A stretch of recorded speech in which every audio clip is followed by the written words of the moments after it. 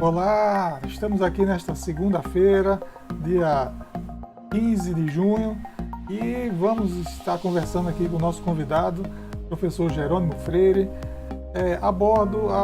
acerca do tema educação na pandemia.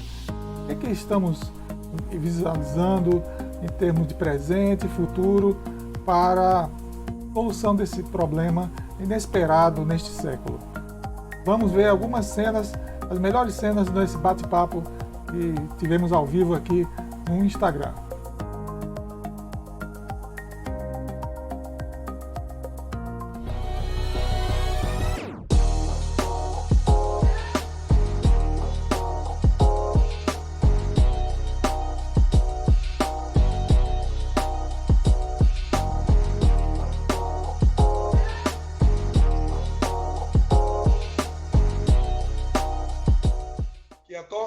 Tanto a OMC como as experiências do passado nos indicam, era a correta, né? Ficar em casa.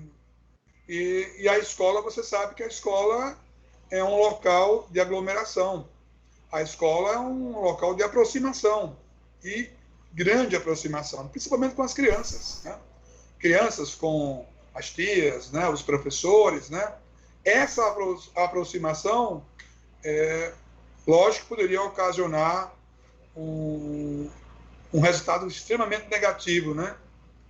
E o vírus se propagar numa velocidade bem maior do que nós estamos ocorrendo agora, principalmente porque as crianças, mesmo já se conhecendo um pouco do cenário de como age o vírus, para as crianças ele não é tão letal, né?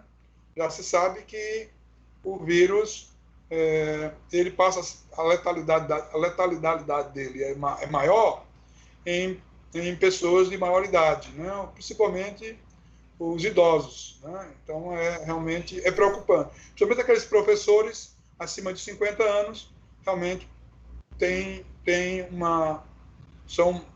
podemos considerá-los como de alto risco, né? E nesse tempo, desde março, as crianças em casa foram essa forma quase que abrupta, né? A escola deixou de existir, podemos dizer assim, e o ensino passou a ser remoto. Nas palavras do Moran costuma dizer que as escolas, elas não são só edifícios, né? Ou seja, as escolas são as pessoas, né? A interação das pessoas, né? E na forma como ele, por ser um conhecedor das redes, né? Do ensino online, né?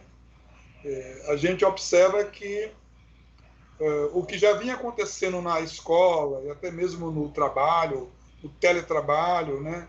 E o avanço que as escolas iam se permitindo a usar as novas tecnologias, isso não é de agora, já vinha já há algum tempo, né? Podemos dizer assim, desde o início dos anos 2000, nós somos testemunha disso, né? Essa forma abrupta agora, ela apenas demonstrou algo que já se sabia, mas foi bem escancarado, que é, mais especificamente em nosso país, no Brasil, a grande diferença entre as escolas públicas e as escolas privadas, né? Tá certo que tem algumas escolas públicas que têm uma infraestrutura, né, como os institutos federais, que tem toda uma infraestrutura, por sinal tem especialista na questão do e-learning, né, do ensino remoto, né, da educação remota. Mas na grande maioria das escolas públicas brasileiras, e quando eu falo maioria, você imagina que, quando se fala de Brasil, as coisas, os números são milhares, são milhões, né? Nós somos um continente, né? Então, é bem diferente de uma discussão, de uma rede de escolas como em outros países da Europa, né, até mesmo, que são bem menores, em comparar com o Brasil. Então, tem que se pensar assim, tem que se pensar nesse novo cenário, né, e de que forma esse processo vai ocorrer. Porque, por enquanto, o que se sabe é que um número significativo de estudantes estão em casa em função do isolamento e não estão com nenhuma orientação, mesmo que esteja ocorrendo alguma indicação, alguma orientação por professores em mandar um e-mail, alguma atividade, mas não existe aquela rotina. E a escola ela é feita de rotina. Tem um horário para chegar, o horário para entrar, as disciplinas que são ministradas dia após dia, as avaliações, os trabalhos em grupos. Então, são rotinas que tanto o professor como o aluno estão acostumados, né? Quanto maior o aluno, quanto mais o maior nível, seja do ensino médio, ele já tem essa herança de vários anos. Então aquele contato físico, né? Do esporte, das brincadeiras na hora de recreio, isso já é parte, né? Desse cenário. E aí não é difícil imaginar o que é que está na cabeça, né? Do aluno, do professor, e quando tudo isso passar, quando tudo isso acabar, nós vamos voltar, vamos ter aquelas mesmas brincadeiras nos corredores, né? Nos momentos de recreação. Isso tem que ser pensado. Não é bem assim. Eu queria ser otimista e dizer, bom, vai ser assim, mas eu tenho que analisar sobre a ótica de vários cenários, né? Então nós temos que pensar. Também tem uma ligação que a gente já vinha trabalhando, já vinha sendo observado, e na verdade os especialistas e os observadores, inclusive psicólogos, estavam, na verdade, num período onde já se pedia, já se cobrava, na verdade, o afastamento do digital. É o caso dessas clínicas de desintoxicação digital contra vício na internet. Aqui essa matéria é agora do início de 2018, onde do RFI, é uma matéria que fala das clínicas de desintoxicação digital. Então a gente entra num dilema que, ao mesmo tempo que a gente tinha que se afastar do digital por força de uma pandemia, acaba tendo que se reaproximar, né? E nesse caso, na Europa, já estava crescendo o número de hotéis, né, spas, retiros, e até mesmo clínica, né, de reabilitação, justamente por causa do vício em utilização em utilização de equipamentos eletrônicos, né? A gente, na década de 90, cantou muito essa bola, ficamos muito empolgados com os primeiros computadores 286, 386, aí veio dos 386 em diante, veio o ambiente gráfico e todo mundo ficou muito empolgado com a utilização desses suportes e com uma perspectiva que a gente já era da época, ali na década de 90, nós já éramos a geração que gostava dos games. E que isso era das coisas mais fantásticas que tinha, que era poder realizar algumas simulações e algumas coisas virtualmente. Então a gente cantou essa bola que seria prazeroso. Passaram-se as décadas e o que aconteceu é que a rede virou uma central de entretenimento, numa briga constante com a área de educação. Quer dizer, nós temos na rede uma quantidade enorme de material de ótima qualidade, de excepcional qualidade, e temos ao mesmo tempo o paradoxo de ter coisas da pior qualidade, né? E, desgraçadamente, vê em alguns casos a audiência desse tipo de conteúdo muito maior do que as de alta qualidade. Esse é o dilema que a gente encontra hoje e está cada vez mais difícil filtrar esse conteúdo, né? Então, a presença do professor nesse processo ele é fundamental para a orientação dos estudantes. Veja bem, você sabe que a internet, né, a web, ela provocou uma grande revolução, né? Ela, ela realmente é a cara dessa, podemos dizer, dessa globalização, né? E se a gente imaginar que o próprio trabalho sofreu uma profunda mudança, né? Isso.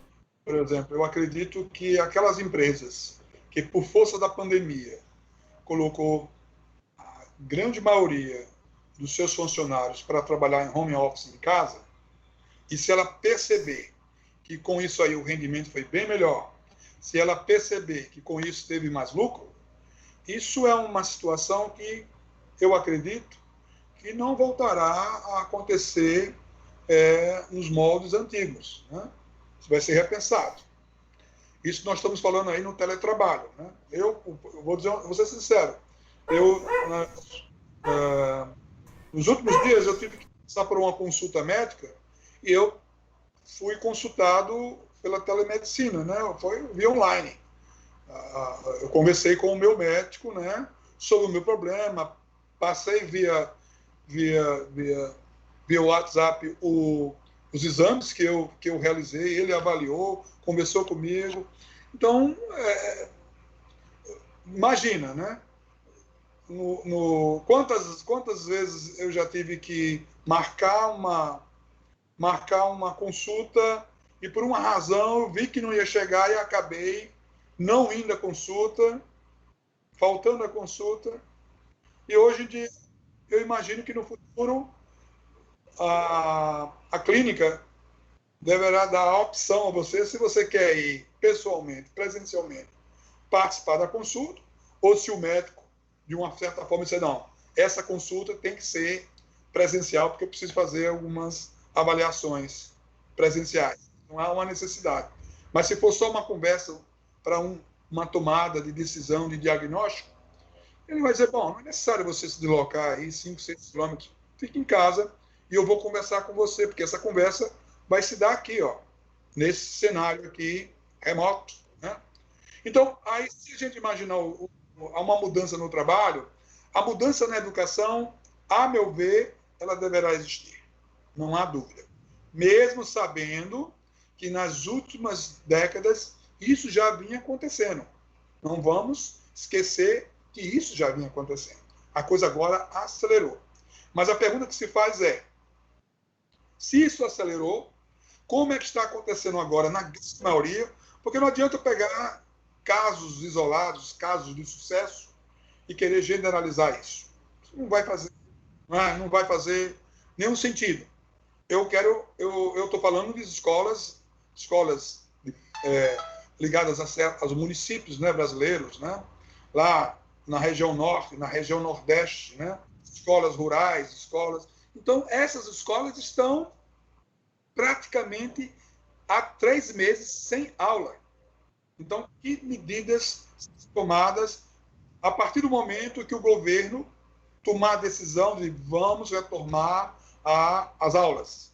E se os documentos a nível federal, estadual e municipal estão indicando, sinalizando que tem que se cumprir os 200 dias letivos, tem que se cumprir a carga horária com trabalhos, com atividades, com contraturnos, utilizando o sábado, a pergunta que se faz é, bom, será que nós vamos estar seguros? Será que os estudantes e professores vão estar seguros ao retornar? Será que não existe a possibilidade de uma segunda onda do Covid-19? Se isso acontecer, se baixa um ou dois professores ao longo da semana e apresentar apresentar um dos sintomas, né, de que realmente está com o vírus, a escola fecha de novo. É isso que é esse cenário que eu imagino que deverá acontecer. E mais 14 dias, mais quarentena vai ser feito, né, na escola como um todo. Porque se ocorrer, através de documentos, essa voltar o normal, que eu acredito que será um novo normal, esse novo normal é que tem que se pensar. Nos outros países, já estamos observando. Primeiro, as aulas são alternadas, dia sim, dia não. Há um complemento, ou seja, há aulas presenciais e aulas remotas. Tá certo? Mas nesses países temos as condições, né, em que o aluno tem acesso a uma banda larga, o aluno tem um acesso, por exemplo, às TVs com a sua programação apresentam uma qualidade bem melhor do que as nossas TVs. Os nossos canais, mesmo aqueles privados, aqueles tipo em que você paga, a qualidade que esses canais estão colocando na sua programação para essa época de pandemia, se você avaliar, é a mesma coisa, parece que não está havendo pandemia. Parece que não tem contingente, que eu estou falando que são milhares. No Brasil, são centenas de milhares de estudantes em casa. Mas as TVs que têm que nós temos aí é onde entra o conceito de educação à distância, seja através ou por enviar o livro pelo correio, que é o mais antigo, depois foi utilizado o rádio, depois veio a TV, mesmo usando esses recursos, que nós temos TV em quase todas as residências do país, nós temos o rádio também, né? Mas aí, se você olhar, se você for crítico e for analisar essas condições, nós pecamos, nós erramos, né? Cadê os vários trabalhos, as várias teses, né, que ao longo desses 20, 30 anos estão aí para poder apresentar soluções em que, em função desse problema, não é brincadeira, nós estamos há quase 70 dias sem aula, sem uma aula de aula, né? Eu volto a repetir, quando eu falo esse número aqui, eu estou me reportando à maioria das escolas. Eu não estou entrando aqui em detalhes em determinados grupos de escolas de redes privadas que eu sei que estão tendo todo uma outra estrutura. Mas, Aurélio, eu acho que é esse o meu depoimento. Nós temos aqui estamos a 21 minutos online. Vamos a um rápido intervalo e voltamos já.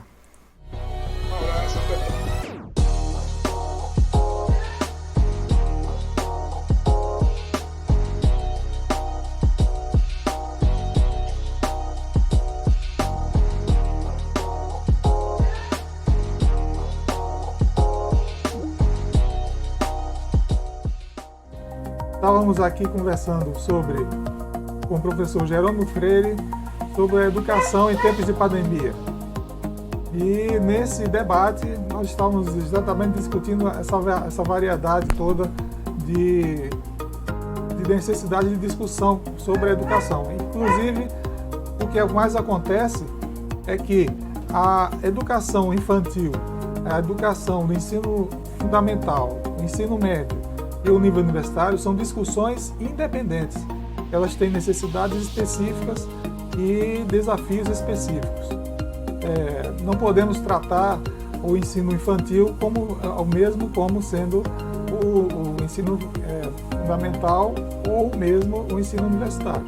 Essa é a grande discussão. Nós estamos, então, encerrando essa primeira live aqui ao vivo no dia de hoje, na segunda-feira, e voltamos com mais produções, mais debate, assim que tivermos novidades. Até mais!